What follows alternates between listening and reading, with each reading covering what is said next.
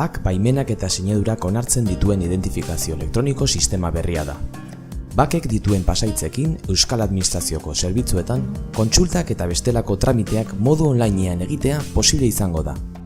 Une honetan Bizkaiko Foru Aldundiak erabiltzen du identifikazio eredu moduan, balio katastralen jakinarazpenak egiteko.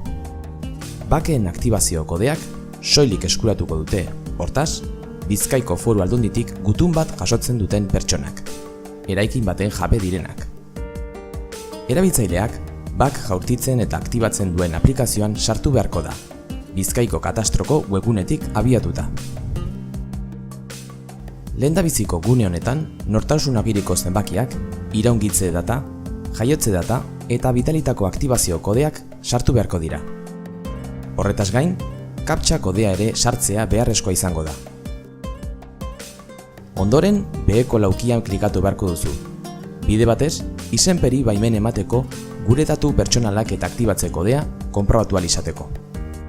Hori eginda, baieztatu botoiari eman.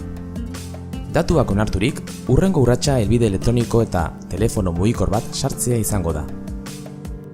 Horrela, SMS bat jasoko dugu pasahitz batekin.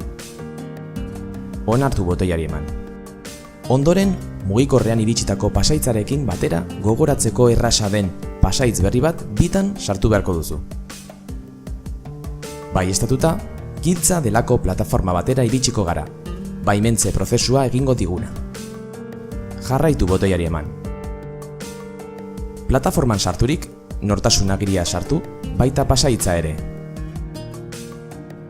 Baimentzea egin duenean, bakarrik geldituko zaigu sinadura ziurtagiria. Beno, BAK jaurti eta aktibatu berri dugu. Espero dugu bideoa zuen gustoko izatea. Gero arte!